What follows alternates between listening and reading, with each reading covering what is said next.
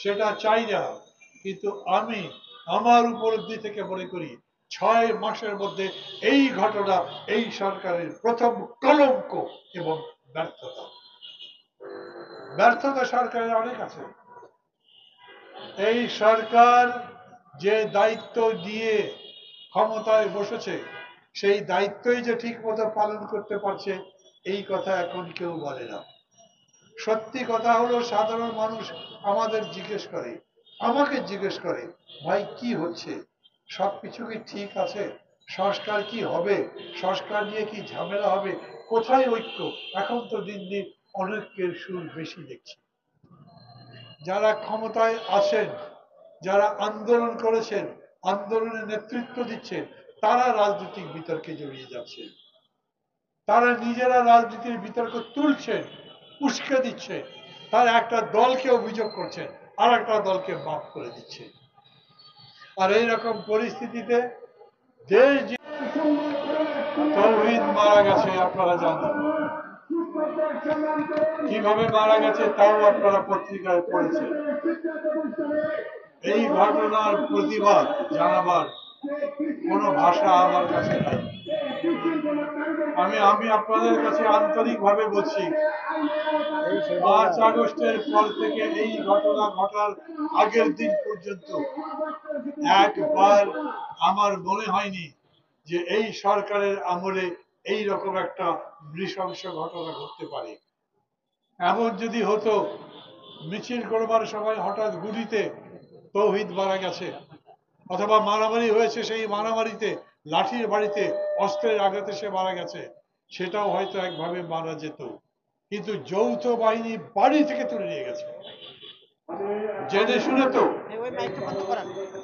জেনে শুনে নিয়ে গেছে, এবং তারপরে তার লাশ যখন পাওয়া গেছে তখন সেই লাশের পেটে, পিঠে, শরীরের বিভিন্ন জায়গায় আঘাতের চিহ্ন পাওয়া গেছে।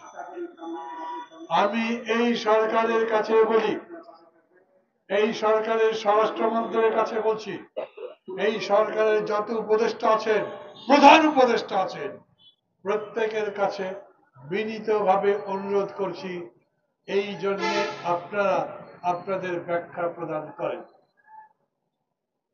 কেন তাকে উঠিয়ে নিয়ে যাওয়া হয়েছে, কেন তাকে নির্যাতন করা হলো, কেন তার শরীরে এতগুলো আঘাতের চিহ্ন? আপনারা কি আওয়ামী লীগ? আপনারা অতীতের কোন স্বৈরাচার, বিশ্বের কোন স্বৈরাচারের প্রতিনিধি আমরা? তাহলে কেন তৌহিদের শরীরে যৌথ বাহিনী ধরবার পরে, মৃত্যুর পরে তার শরীরে আমরা আঘাতের চিহ্ন দেখলাম? ডক্টর ইউনূস ভালো মানুষ, তার সম্পর্কে, তার বিরুদ্ধে কথা বলি না আমরা, আমি বলি না, সমালোচনা করি, ভুল যদি মনে করি সেটা বলি, কিন্তু এরকম মনে করি না ডক্টর ইউনূস একজন জালিম, মনে করি না তিনি অত্যাচারী, মনে করি না তিনি লোভী, মনে করি না তিনি ক্ষমতা লোভী।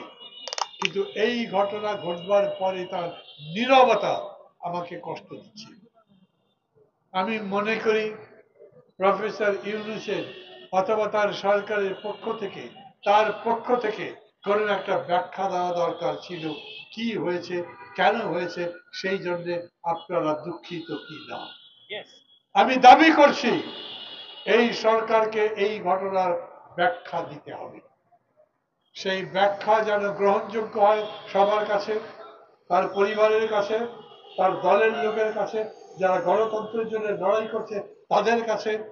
এক ব্যাখ্যায় যেন বিষয়টার নিষ্পত্তি হয়।